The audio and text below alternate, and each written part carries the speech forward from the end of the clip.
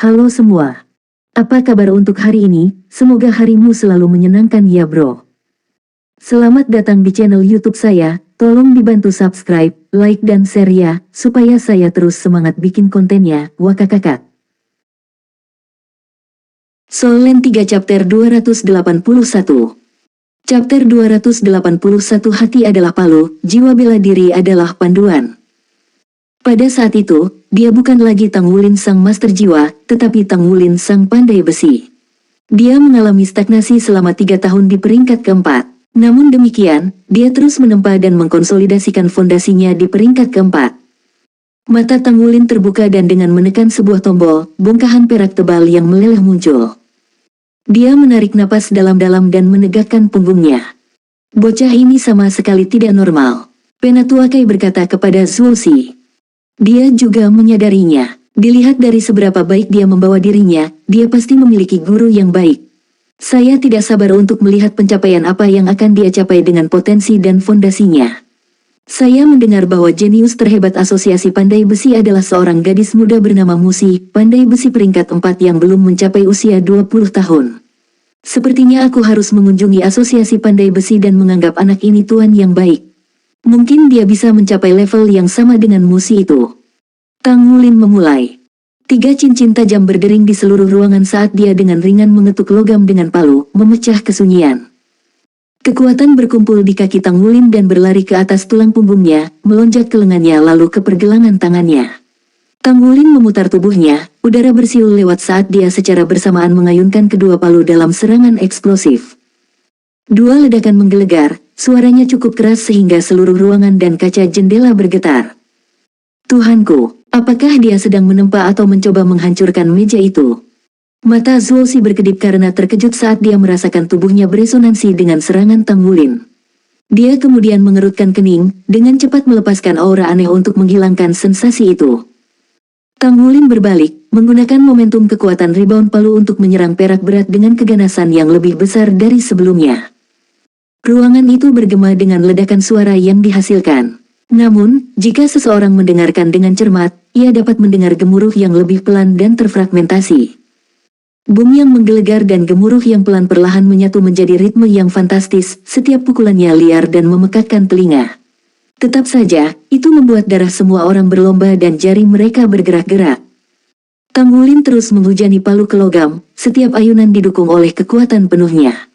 Perak tebal itu mulai menyusut di bawah badai dahsyatnya, perlahan-lahan mengungkapkan transformasi kecil yang mulai bersinar dengan kecemerlangan yang teredam. Zhuo Xi mengerutkan alisnya, menoleh ke Penatua Kai saat dia bertanya, apakah kamu pernah melihat penempaan seperti ini? Saya tidak ingat pandai besi melakukannya dengan cara ini. Penatua Kai juga bingung. Aku setuju, itu jelas bukan teknik penempaan yang normal, tapi sepertinya familiar. Saya pikir saya mengenalinya. Meskipun terlihat liar, ia memiliki ritme yang halus. Apakah kamu mendengarnya? Palu anak nakal ini tidak buruk. Mereka memiliki efek palu bertumpuk yang langka, dan dia benar-benar dapat mengontrolnya sepenuhnya. Setidaknya dia pasti seorang pandai besi peringkat ketiga. Asosiasi Pandai Besi telah berhasil menyembunyikan pandai besi peringkat 3 berusia 13 tahun seperti dia. Zhuo Xi tersenyum, matanya melengkung ke atas karena puas. Seperti yang diharapkan dari kakekku. Penatua Kai memutar matanya ke arahnya. Ya, dia adalah kakekmu. Jangan bertengkar denganku karena gadis itu. Dia mendengus sebagai jawaban. Dia juga kakek saya. Melihat bagaimana hubungan Anda dengannya sudah begitu tegang, saya tidak berpikir dia akan mau menerima Anda sebagai tuannya. Anda tahu pepatah, ketika langit mendatangkan malapetaka, ada kemungkinan pengampunan, tetapi ketika seseorang telah berdosa, tidak ada hukuman yang lolos. Palu Tang Wulin terbang lebih cepat dan lebih cepat bahkan saat keduanya berbicara, berputar seperti tornado saat dia memalu perak berat tanpa akhir. Logam itu menyusut dengan cepat di bawah serangannya, garis vena menjadi lebih jelas sementara suara yang menggelegar berubah menjadi cincin tajam, tanda yang jelas dari logam yang berubah pada tingkat fundamental. 3 tetua Akademi Slek adalah individu yang kuat, tetapi tidak ada yang pandai besi. Jika Mu Chen hadir, dia akan benar-benar tidak bisa berkata-kata. Tang Wulin telah memurnikan 100 perak berat dalam 10 pukulan. Palu miliknya terus mendapatkan momentum dengan setiap pukulan sampai segera, pukulan ke-48 jatuh. Sebuah ledakan merobek udara, dengan cepat diikuti oleh pilar cahaya perak yang menjulang tinggi. Semua orang yang hadir bisa mendengar sorakan perak berat saat cahayanya terbang seperti naga yang mengaum. Lengan Tanggulin akhirnya berhenti. Matanya bersinar ungu, dua cincin jiwa ungu muncul dari bawahnya. Dia ribuan memurnikannya dengan roh. Itu kelas 1000 halus. Tetua Li akhirnya memecah kesunyiannya, matanya dipenuhi dengan keterkejutan. Baik Zuozi maupun Elder Kai bukanlah pandai besi, tetapi sebagai ahli yang kuat, mereka memiliki pemahaman dasar tentang pandai besi dan sama-sama tercengang. Seorang pandai besi peringkat 4 harus memurnikan 1000 logam kelas 2, tapi perak yang berat ini memiliki roh dan ribuan halus kelas 1. Ini berarti Tanggulin berada di puncak peringkat keempat. Ini jauh lebih mengejutkan daripada kecakapan bertarungnya atau keterampilan kepemimpinannya. Tidak ada kata yang lebih baik untuk menggambarkannya selain monster. Faktanya, dia adalah monster yang melampaui semua monster lainnya. Cahaya ungu melesat dari mata Tanggulin saat dia melangkah ke satu sisi logam. Dia mengetuknya dengan ringan, suara denting yang tajam terdengar di udara. Seolah-olah beresonansi, perak berat itu bernyanyi sebagai tanggapan. Adegan yang jauh berbeda kemudian dimainkan. Tanggulin mulai berputar-putar di sekitar logam, mengetuknya dengan ringan. Setiap ketukan membawa percikan cahaya putih, karena dia telah menanamkan kekuatan jiwa ke palu miliknya. Sementara itu, Blue Silver Grace membungkus logam panas yang membakar. Untaian itu mengerut, terbakar di bawah panas logam. Tetap saja, ekspresi Tanggulin tidak sekalipun goyah. Dia terus melingkari logam sambil mengetuknya dengan lembut. Kalian berdua telah mengacaukan banyak hal, Elder Li menghela nafas saat dia melirik Zuozi. Zuozi melihat ke atas. Maksud kamu apa? Penatua Li menggelengkan kepalanya dan menjelaskan dengan sungguh-sungguh, saya berani mengatakan bahwa anak ini adalah pandai besi jenius terbesar dalam sejarah dunia. Pada usia 13 tahun, dia sudah berada di puncak peringkat keempat. Ini benar-benar tidak pernah terdengar. Tapi, anak ini sebenarnya sedang mencoba untuk memperbaiki semangat. Pemurnian roh jauh berbeda dari pemurnian 1000 karena seseorang harus memasukkan kehidupan ke dalam logam menggunakan jiwa bela diri sebagai jembatan. Ketika logam memiliki semangat, itu tidak lebih dari 1000 kelas 1 yang dimurnikan. Tetapi, jika ia memiliki jiwa dan kehidupan, maka segalanya akan sangat berbeda. Ini tidak mungkin dilakukan kecuali pandai besi memiliki kekuatan jiwa yang cukup. Biasanya, pandai besi bahkan tidak memiliki ide pemurnian roh sebelum mereka memiliki 4 cincin jiwa. Meski begitu, peluang gagal masih tinggi. Setiap pemurnian roh adalah cobaan berat bagi pandai besi karena mereka harus menyelaraskan kekuatan jiwa, kekuatan kehidupan, dan logam bersama-sama, dan proses ini membebani pikiran. Anak ini hanya memiliki 2 cincin roh. Dia bahkan belum siap untuk mencoba memurnikan roh. Jika dia gagal, dia akan menghadapi reaksi keras yang mungkin mustahil untuk dipulihkan. Elder Li mengerang, kalian berdua benar-benar telah melakukannya sekarang. Jika ini menghancurkan masa depannya sebagai pandai besi, Anda akan menghadapi kemarahan Feng Wuyu. Zuozi mulai panik, masih bisakah kita menghentikannya? Penatua Li menggelengkan kepalanya tanpa daya. Kami tidak bisa, dia sudah mulai menghubungkan kekuatan hidupnya dengan logam. Gangguan apapun saat dia membimbing kehidupan ke dalam logam akan melukainya, dan dia bahkan mungkin mati. Yang bisa kita lakukan sekarang adalah berdoa kegagalan anak ini tidak akan menjadi akhir hidupnya sebagai pandai besi. Zuozi berputar untuk memelototi Penatua Kai. Ini semua salahmu. Dia, bagaimanapun, tidak membiarkannya berbaring. Kenapa kamu tidak menghentikanku? Bagaimana saya bisa tahu bahwa pandai besi itu sangat aneh, atau bocah ini adalah monster yang bisa mencoba untuk peringkat kelima sekarang? Tanggulin tidak menyadari diskusi ketiga tetua ini, tenggelam dalam dunianya sendiri. Metal mendapatkan percikan kecerdasan dari roh setelah ribuan kali dimurnikan, dan itu adalah tugas jiwa bela diri untuk mengipasi, menjembatani kesenjangan antara itu dan kehidupan. Hati sebagai palu, jiwa bela diri sebagai penuntun, pikiran mereka menjadi satu dari 10.000 kehalusan hidup. Ini adalah pemurnian roh. Solen 3 Chapter 282. Chapter 282 Satu langkah ke surga. 10.000 pemurnian hidup. Perbedaan antara roh dan ribuan pemurnian sama besarnya dengan siang dan malam, seperti kekuatan baju besi perang 1 kata versus baju besi 2 kata. Setelah roh dimurnikan, logam tersebut disublimasikan ke tingkat lain. Karena alasan inilah pandai besi peringkat 5 lebih jarang dan tidak ada pengrajin mesia yang lebih lemah atau desainer dengan peringkat yang sama. Untuk menembus peringkat kelima, Tang Wulin hanya perlu pemurnian roh berhasil 1 kali. Ini dianggap sebagai tonggak penting bagi setiap pandai besi. 3 tahun lalu, Mang Tian telah mencoba ini, dan meskipun dia berhasil, itu ada harganya. Tanpa diketahui Tang Wulin, pria itu menderita beberapa luka sebagai akibatnya dan tidak dapat menahan permintaan pemalsuan lebih lanjut sejak saat itu. Mu Chen tidak akan pernah mengizinkan Tang Wulin untuk memurnikan roh jika dia hadir. Untuk proses ini, tuntutan yang dibebankan pada pikiran pandai besi sangat besar. Ini bisa berbahaya bagi master jiwa di level Tang Wulin. Untungnya, Tang Wulin bukanlah pandai besi biasa. Dibandingkan dengan rekan-rekannya, kekuatan spiritualnya lebih dari 200 poin. Dengan ini, dia bisa menjaga pikirannya tetap jernih saat dia mencurahkan hati dan jiwanya untuk menempa. Tenggelam dalam hubungannya dengan perak yang berat, dia bisa merasakan kegembiraan dan ketakutannya. Takut mengambil langkah selanjutnya, tetapi Tang Wulin membujuknya. 1 langkah ke surga, 10.000 pemurnian hidup. 10.000 pemurnian kehidupan itu terus-menerus terhubung dengan logam. Setiap keran mempertahankan semangat logam, menuangkan kekuatan jiwa ke dalamnya untuk memperoleh kehidupan. Mengolah kecerdasan dalam logam mirip dengan kecerdasan jiwa. Untuk makhluk buas jiwa, ada sedikit perbedaan dalam kecerdasan antara makhluk buas 10 tahun dan hewan normal. Namun, kecerdasan makhluk jiwa meroket setelah mencapai level 1000 tahun, hingga menembus angka 10.000 tahun. Pada titik itu, kecerdasannya menyaingi kecerdasan manusia. Dari sana, ia mengumpulkan kebijaksanaan hingga mencapai tingkat 10.000 tahun di mana ia tidak kalah cerdasnya dengan manusia. Makhluk jiwa berlevel lebih tinggi tidak lebih kuat hanya karena energi mereka tumbuh, tetapi juga karena peningkatan kecerdasan mereka. Logam tidak berbeda. Semakin besar semangatnya, semakin dekat logam tersebut untuk mendapatkan egonya sendiri dan berubah pada tingkat fundamental. Anehnya, di bawah ketukan lembut Tang Wulin, perak tebal itu bergetar.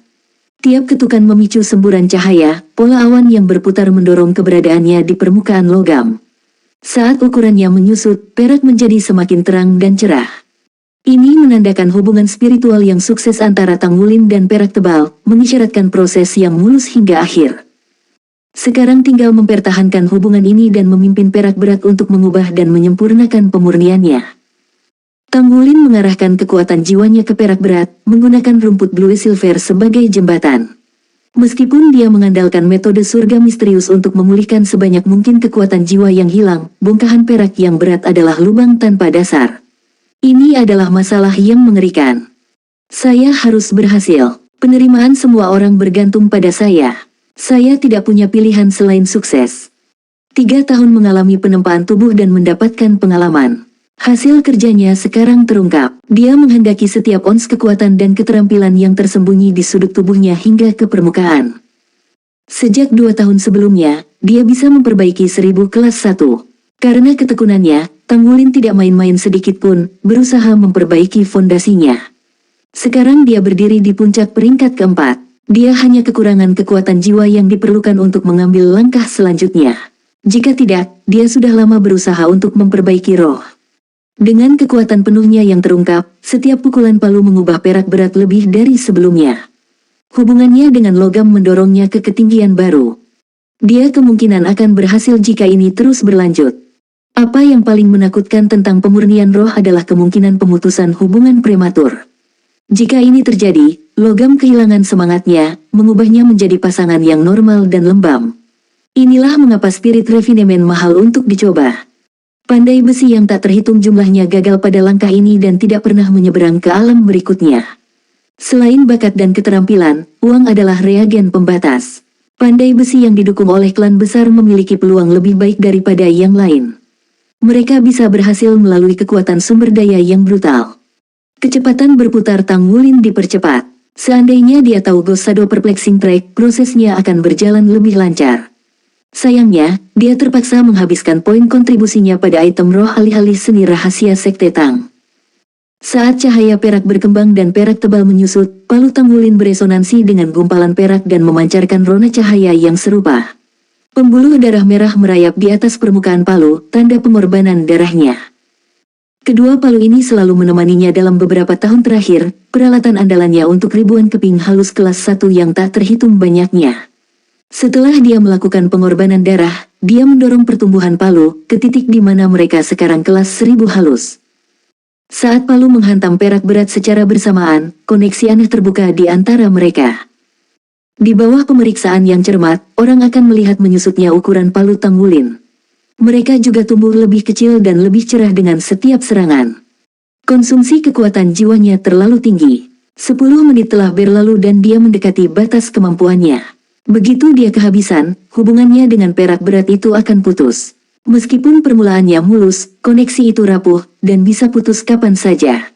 Setelah pemurnian roh gagal, bongkahan perak berat ini akan menjadi tidak berguna dan rohnya akan mencoba melahap pandai besi dalam amarahnya. Bahkan pandai besi cincin 4 akan membutuhkan waktu lama untuk pulih dari serangan balik, belum lagi Tanggulin yang memiliki 2 cincin. Mungkin, dia tidak akan pernah bisa pulih dari kemunduran seperti itu. Apa yang dapat saya? Kekuatan jiwa saya hampir habis tetapi saya belum selesai. Perak yang tebal itu memiliki setitik kehidupan di dalamnya sekarang. Namun, saya masih perlu memberinya lebih banyak energi. Saya tidak bisa berhenti. Tidak peduli apa, saya tidak bisa berhenti. Memperketat tekadnya, langkah Tanggulin selanjutnya mengejutkan semua orang. Dia memegang kedua palu di tangan kirinya, meraih ingot dengan yang sudah bebas. Tidak sekalipun hentakan itu berhenti. Saat kulitnya bertemu dengan asap putih tebal yang dilepaskan dari permukaan logam, desis keras menyebar di udara. Tangannya kejang karena sulur tajam rasa sakit, suhunya cukup untuk melelehkan tangan seseorang. Tapi Tanggulin terhindar dari takdir ini. Selain beberapa gumpalan asap mengepul dari telapak tangannya, tidak ada yang tampak luar biasa. Dia memanggil kembali rumput blue silvernya untuk mendukung cincin jiwa emasnya, sisik emas muncul di lengannya. Bertekad, Tanggulin menekan belati rasa sakit yang menusuk ke tubuhnya, butiran keringat menetes di dahinya saat gelombang demi gelombang kelelahan diabaikan, kekuatan jiwanya menipis setiap detik. Dia memegang koneksi, meskipun esensi darah menggantikan kekuatan jiwa sebagai jembatan. Tanggulin berteriak dengan tekad. Pakaiannya hancur berkeping-keping, memperlihatkan tubuh kurus dan kasar, sisik emas meliuk-liuk di badan dan lengannya yang kencang. Sisik bersinar dengan gemilang di bawah pengaruh tubuh naga emas. Kabut emas muncul dari timbangan, menyelimuti bongkahan perak tebal. Hal ini mendorongnya untuk mengitari massa logam sekali lagi, memukul sisi-sisinya dengan 2 palu di tangan kirinya sepanjang waktu. Soul Land 3 Chapter 283. Chapter 283 Roh Dimurnikan. Saat Tanggulin beralih ke jembatan esensi darah, dia merasakan kehidupan perak berat itu berkurang dan jantungnya hampir melompat keluar dari tenggorokannya. Namun, sebelum sisik muncul dari lengannya, esensi darahnya menyala dan mengalir ke perak berat, memberinya kekuatan hidup yang dibutuhkan untuk menstabilkan. Dengan esensi darah yang mengalir ke dalamnya, perak tebal itu mendapatkan kilau keemasan samar, kilatan merah padam dengan pancaran peraknya juga. Dia mengganti kekuatan jiwa dengan esensi darah. Saat ketiga tetua saling memandang, kekecewaan mengganggu ekspresi mereka. Namun, mata Tanggulin berbinar. Aku bisa melakukan ini. Saya dapat mengganti kekuatan jiwa saya dengan esensi darah untuk memurnikan roh. Daripada tidak menyadari suhu panas perak yang berat, dia memilih untuk tidak memanggil sisiknya sebelumnya dan membiarkan tangannya terbakar. Esensi darah merembes keluar dari celah di antara sisiknya, keperakan yang berat bergemerincing saat meminumnya. Anehnya, saat palu melambat, sebagian dari perak berat akan terpisah dan menempel pada palu saat bersentuhan. Adegan ini membingungkan Tanggulin sendiri. Namun, dia tidak memedulikannya. Palunya bersorak dengan setiap serangan ke Heavy Silver, dan dengan koneksi esensi darahnya, sensasinya sangat jelas. Ini adalah efek dasar pengorbanan darah. Karena palunya memiliki kualitas terbaik dan telah menjalani pengorbanan darah, dan dia saat ini menuangkan esensi darahnya ke dalam perak berat, mereka dapat berubah ke tingkat berikutnya. Bongkahan perak tebal semakin mengecil dan tangan kanan Tanggulin turun semakin rendah dengan setiap serangan. Sementara itu, palu mendapatkan lapisan emas tipis. Pola awan mengalami metamorfosis, sekarang menyerupai naga ganas yang memamerkan taringnya. Perak berat menyerap esensi darahnya lebih cepat daripada kekuatan jiwanya. Kelelahan menembus tulangnya. Saya harus bertahan. Saya harus. Dia bertekad untuk menciptakan keajaiban. Sebuah melodi yang indah terdengar di udara, diiringi oleh denting logam. Pada saat ini, semua orang pada malam menyaksikan keajaiban. Cahaya perak melemah, emas menempel pada palu Tanggulin. Akhirnya, 1 ons perak berat tersisa, sisanya telah diserap oleh palunya. Tanggulin gemetar, batuk seteguk darah ke sisa-sisa logam. Dia menyeret palu ke tangannya dan memegangnya tinggi-tinggi di atas kepalanya, menghantam seperti kilat. Guntur menggelegar saat cahaya keemasan melonjak 1,5 meter ke udara. Namun, bagian yang paling membingungkan adalah raungan naga yang bergemuruh melewati pilar cahaya, seolah-olah naga sungguhan sedang melayang ke langit. Cahaya keemasan meledak dengan aura kehidupan, sensasi aneh bagi setiap orang yang hadir. Perak yang berat itu telah memperoleh kehidupan dan menyatakan keberadaannya untuk didengar semua orang. Itu lahir. 1.000 pemurnian dengan roh, 10.000 pemurnian kehidupan. Sekarang, roh itu dimurnikan. Cahaya keemasan bertahan selama puluhan detik sebelum perlahan-lahan mati. Tanggulin memusatkan perhatian pada palu. Palunya benar-benar diwarnai dengan emas kusam, bentuk samar naga emas sekarang muncul di permukaannya. Alih-alih terhubung dengannya melalui darah, palu telah menjadi ekstensi tubuhnya. Kilatan emas dan palu meleleh di tangannya. Memang, mereka bergabung ke tangannya dan bukan ke perangkat penyimpanannya. Memurnikan roh berarti menghubungkan hidup seseorang dengan logam. Logam yang dimurnikan oleh roh bisa larut ke dalam tubuh pengguna. Inilah yang membuat produk sangat berharga. Siapapun yang ingin menggunakan logam yang dimurnikan dengan roh harus hadir selama penempaan, memberi makan logam dengan darah mereka menetes demi tetes. Ini adalah satu-satunya cara untuk melebur dengan logam yang dimurnikan dengan roh setelah selesai. Ini juga alasan baju besi tempur Wu Sangkong langsung muncul begitu dia memanggilnya. Spirit refinement menghubungkan pikiran seseorang dengan metal. Logam yang menyusun baju perang ada sebagai perpanjangan dari tubuh seseorang. Dengan demikian, itu seperti bagian lain dari jiwa bela diri mereka, dan semua armor perang yang kuat memiliki sifat ini. Meskipun armor pertempuran 1 kata itu tangguh dan ringan, itu tidak bisa menahan lilin untuk armor pertempuran 2 kata, di mana logam roh halus telah menyatu dengan tubuh pengguna.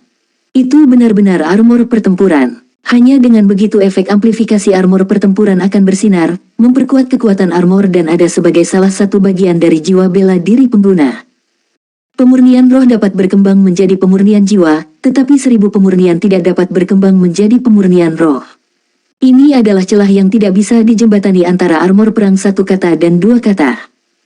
Memiliki baju besi perang 2 kata memberi seseorang kekuatan mengesankan dari master baju besi perang.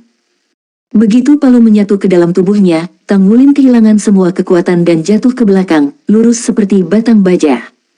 Xie berhasil menangkapnya. Kulit Tanggulin seputih salju, napasnya lemah. Setelah menghabiskan kekuatan jiwa dan esensi darahnya, dia pingsan. Penatua Kai dan Zuoxi berbagi pandangan, mulut terbuka. Dia berhasil. Zuoxi ternganga. Dia berhasil. Dia benar-benar berhasil dalam pemurnian roh. Dia pandai besi peringkat 5 berusia 13 tahun, pandai besi ahli. Apakah dia masih bisa disebut monster belaka? Bahkan Akademi Shrek akan berebut untuk merekrutnya. Dia pasti adalah Divine Blacksmith masa depan. Di seluruh benua Douluo, hanya ada 1 Divine Craftsman. Karena itu, armor perang terkuat di Akademi Shrek hanya terdiri dari 3 kata. Hanya pengrajin ilahi yang bisa menciptakan baju besi pertempuran 4 kata. Jika Akademi Shrek dapat mengangkatnya menjadi Divine Blacksmith, maka semua Master Armor Perang 3 kata kami akan bisa mendapatkan peningkatan. Pikiran itu menyalurkan segala macam kegembiraan melalui pembuluh darah Zuoxi, dan dia menelan ludah. Dia bergegas menuju Xie dan membawa Tanggulin ke pelukannya. Kehabisan energi, Tanggulin tertidur lelap, mata tertutup rapat. Xie mengalihkan pandangannya ke Zuoxi. "Kakek, apakah kita sudah selesai dengan ujiannya sekarang?" Zuoxi mengangguk, matanya bersinar terang seperti bintang dan di saat berikutnya, dia membungkus Xie dengan lampu merah, mengantarnya ke samping. Aura merah di sekitar Zuoxi tampak hampir jasmani, memiliki kilau seperti batu giok merah. Aura menjulang di atas semua orang yang hadir, membebani mereka. Kemudian, itu mengangkat Tanggulin ke udara. Mata Zuoxi bersinar merah saat cahaya merah di sekelilingnya mengeluarkan raungan naga. Kemerahan memadat, raungan menjadi lebih jelas, perubahan berlanjut di atas Tanggulin. Garis-garis emas menutupi tubuhnya seperti pembuluh darah sementara, seolah-olah kelahiran mereka dipicu oleh cahaya merah. Namun, dibandingkan sebelumnya, garis-garis ini jauh lebih redup. Meski begitu, mereka tampak menyedot cahaya merah, memasukkannya ke dalam tubuhnya. Wow, meskipun terkejut, Zuoxi tidak menghentikan transmisi aura merah itu. Itu terus mengalir ke tubuh Tang Wulin, tumbuh lebih cerah dan lebih cerah. Jika bukan karena garis-garis emas yang meliuk-liuk di tubuhnya, bentuk Tang Wulin tidak akan terlihat diselimuti oleh aura merah tua yang tebal. Penatuakai mendekat ke Gu Yue perlahan, tinju yang terakhir mengepal dan napas tertahan saat dia memahami keadaan Tang Wulin yang tidak biasa. Dia tidak memperhatikan pendekatan Penatuakai. Jangan berpikir bahwa kamu sudah selesai dengan ujian sekarang setelah kamu lulus.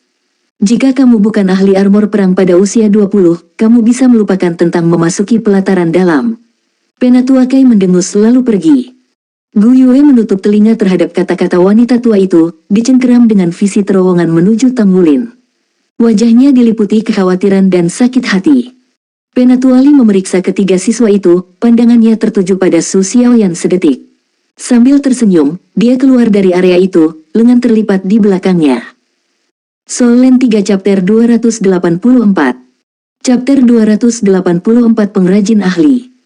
Saat Tang Wulin menyerap cahaya merah, urat keemasan yang meliuk-liuk di kulitnya menjadi lebih jelas. Dalam sekejap mata, sisik emas muncul di lengan kanannya, esensi darahnya tumbuh dengan kuat. Cahaya menghilang dari mata Zuoxi dan dia mengarahkan tubuh Tang Wulin ke lantai, satu jari menarik aura merah dengan ikal. Namun, sesuatu yang tidak biasa terjadi, saat cahaya bersiap meninggalkan tubuh Tang Wulin. Pola emas di kulitnya mengeluarkan raungan naga, menyedot kembali cahaya merah, tidak membiarkannya pergi. Zuoxi tercengang dari akalnya. Dia melambaikan tangannya, memutuskan koneksi aura ke Tang Wulin, hanya menyisakan sedikit cahaya merah untuk dimakan tubuh Tang Wulin. Setelah sebagian besar cahaya merah diserap, Tang Wulin menjadi terlihat. Garis emas yang memetakan tubuhnya menyeruput sisa-sisa aura. Ini. Ketiganya dari kelas 0 ternganga saat mereka melihat pemandangan aneh, tapi Shen Yi tahu persis apa yang terjadi. Tanpa ragu, Tang Wulin melahap kekuatan jiwa Zuoxi. Mempertimbangkan tingkat kultivasi Zuoxi, jelas kekuatan jiwanya akan sangat padat. Namun seorang anak dengan hanya 2 cincin jiwa sedang melahapnya. Ini berarti jiwa bela diri Tang Wulin menahan Zuoxi. Bagaimana ini mungkin? Jiwa bela diri guru adalah naga giok scarlet. Itu bukan naga kelas 2, itu jiwa bela diri tertinggi yang memiliki garis keturunan naga sejati. Zuoxi mengulurkan jarinya dan menyodok Tang Wulin dengan sinar merah. Terangan keluar dari bibir Tang Wulin, dan dia perlahan membuka matanya. Tang Wulin merasa nyaman, sesuatu yang sudah lama tidak dia alami. Dia kurang lemah dari sebelumnya dan kekuatan jiwanya terisi sampai penuh. Segera esensi darahnya akan mencapai tingkat normalnya melalui bantuan sirkulasi kekuatan jiwa. Dia duduk, menggosok kepalanya. Pucatnya membuat salju lari untuk mendapatkan uangnya, setelah kehilangan begitu banyak darah. Tapi pada akhirnya, dia berhasil. Kakek, Tang Wulin bangkit dan memberi hormat. Zuoxi memasang ekspresi lembut. Kalian berempat, ikuti aku. Dia berbalik dan pergi. Gu Yue berlari ke sisi Tang Wulin untuk menenangkannya. Apakah kamu baik-baik saja? Tanyanya lembut. Tang Wulin mengangguk, senyum masam di bibirnya. Jangan khawatir, aku baik-baik saja. Dia menghela nafas lega. Mengapa Anda melakukan sesuatu yang sangat berisiko? Apakah Anda tahu seberapa besar bahaya yang Anda hadapi sekarang? Jika Anda telah mencabut lebih banyak energi Anda mungkin mengalami cedera permanen. Tang Wulin memilih senyum lembut, bukan kata-kata argumen yang keluar dari mulutnya. Anggota kelas 0 mengikuti Zuoxi dan Shen Yi keluar ruangan. Meskipun Zuoxi terlihat berjalan lambat, mereka harus menggunakan kekuatan jiwa mereka untuk mengikutinya. Kemana kita akan pergi? Tang Wulin merenungkan pemurnian roh saat dia mengikuti di belakang Zuoxi. Dia mendapat untung dari bencana kali ini. Entah bagaimana, dia mampu bertahan dan berhasil meskipun belum memiliki cincin jiwa ketiganya. Dia tidak pernah berharap untuk menang, tetapi hanya secara kebetulan, palunya juga terbuat dari perak tebal dan darahnya dikorbankan, memungkinkan mereka untuk menyerap logam yang telah dia tempa. Tang Wulin mengamati tangannya. Dia bisa merasakan hubungan darah antara dia dan palu. Biasanya, ribuan logam olahan tidak dapat berevolusi dan menjadi pemurni roh. Namun, keadaan kali ini terlalu abnormal. Faktanya, keajaiban telah terjadi, difasilitasi oleh palu darah yang dikorbankan dan sari darah. Meskipun dia tidak punya waktu untuk memeriksa palunya saat ini, dia mengharapkan palu itu tidak ada bandingannya dengan sebelumnya. Dia telah memberi mereka sebagian dari kekuatan hidupnya, dan pada gilirannya, mereka menjadi perpanjangan dari keberadaannya. Itu adalah sensasi mistis. Dia juga merasakan kekuatan jiwanya diperkuat dan lebih harmonis dengan esensi darahnya setelah berhasil dalam pemurnian roh. Pada kenyataannya, kekuatan jiwanya sama sekali tidak mendekati level yang diperlukan untuk pemurnian roh. Esensi darahnya membantunya mengganti kekuatan jiwanya yang kurang. Karena esensi darah Tang Wulin membawa energi Raja Naga Emas, itu bisa dianggap sebagai sumber energi yang tidak biasa baginya. Dia bisa menggunakan energi ini untuk meningkatkan kemampuan bertarungnya melalui tubuh naga emas, keterampilan jiwa dari cincin jiwa emasnya. Jadi, meskipun dia hanya memiliki 2 cincin, jika cincin jiwa esensi darahnya dihitung, dia akan memiliki total 3 cincin. Untuk berhasil dalam pemurnian roh, seorang pandai besi membutuhkan keyakinan, dan itu hanya karena dia memiliki keyakinan yang kuat sehingga dia berhasil. Pemurnian roh pertama adalah yang terpenting bagi seorang pandai besi. Upaya selanjutnya akan berjalan jauh lebih lancar. Tentu saja, Tang Wulin tidak berani mencobanya lagi sebelum dia mendapatkan cincin jiwa ketiganya. Bahaya memiliki basis kultivasi yang tidak mencukupi sangat menakutkan. Itu seperti yang dikatakan Bu Yue, dia tidak bisa mengandalkan keberuntungannya. Jika dia telah mencabut lebih banyak energinya dan kerusakannya tidak dapat dipulihkan lagi, gagal dalam persidangan akan menjadi masalah terkecilnya. Namun, berhasil dalam pemurnian roh berarti dia telah naik ke tingkat pengrajin ahli. Tang Wulin meluap dengan bangga. Dia adalah Master Craftsman berusia 13 tahun, termuda dalam sejarah yang mencapai pemurnian roh. Dia telah membuat rekor yang menantang surga. Dia yakin tidak ada orang lain selain dia yang bisa mencapai prestasi seperti itu. Keempatnya mengejar Zhuo Xi melalui kampus sampai akhirnya dia melambat saat seseorang muncul. Itu adalah orang yang sangat mereka kenal. Dia berlutut dengan punggung lurus dan rapi, rambut biru panjang mengalir di atas bahunya dan membuat pemandangan yang indah. Tang Wulin berteriak kaget dan bergegas ke sisi gurunya. Guru Wu. Memang, itu adalah guru mereka, pria berjubah putih yang membawa pedang biru, sedingin langit yang membeku, Wu Zhangkong. Mendengar suara Tang Wulin, Wu Zhangkong mengangkat kepalanya. Dia menyaksikan 4 muridnya berlari ke arahnya, Shen Yi dan Zhuo Xi yang seperti gunung mengikuti di belakang. Ketika pandangannya tertuju pada Zhuo Xi, gemetar mencengkeram wujudnya. Wajahnya yang sedingin es mencair untuk mengungkapkan gejolak emosi yang berperang di dalam dirinya. Bahkan sebelum murid-muridnya mencapainya, dia menoleh ke Zhuo Xi dan bersujud, kepalanya jatuh ke tanah. Begitu dekat dengan sisi Wu Zhangkong, keempat siswanya berdiri di belakangnya dengan jantung berdebar-debar saat menyaksikan pemandangan yang mengejutkan ini. Tang Wulin berlutut di samping Wu Zhangkong, memberi hormat kepada Zhuo Xi juga. Dia mungkin tidak menyadari keadaan di sekitar gurunya dan Zhuo Xi, tetapi dia cukup pintar untuk mengetahui apa yang harus dia lakukan. Pada teladannya, Xie, Su Xiaoyan dengan cepat berlutut, meninggalkan Bu Yue berdiri di belakang Tang Wulin. Daripada berlutut, dia duduk di samping Tang Wulin. Zhuo Xi tersendat di tengah langkah. Dia tidak lagi mendekat dengan keganasan naga, tapi ekspresinya tetap kaku. Beberapa langkah kemudian dan dia berada tepat di depan Wu Zhangkong. Berdiri. Terima kasih guru. Wu Zhangkong bertemu dengan tatapannya, keterkejutan mewarnai matanya. Aku bukan gurumu. Saya tidak memiliki murid yang merepotkan seperti Anda, kata Zhuo Xi dengan dingin. Wu Zhangkong menundukkan kepalanya dalam diam, meskipun sesuatu yang tidak terduga terjadi di saat berikutnya. Kakek-kakek ini, aku akan mengenali mereka. Mata Wu Zhangkong melebar dan dia bersujud sekali lagi. Terima kasih guru, dia memahami gurunya lebih baik dari siapapun. Zhuo Xi keras kepala, ketat, dan tidak kenal kompromi. Meskipun dia tidak secara eksplisit menyatakan bahwa dia memaafkan Wu Zhangkong, dia juga tidak mengesampingkan kemungkinan itu.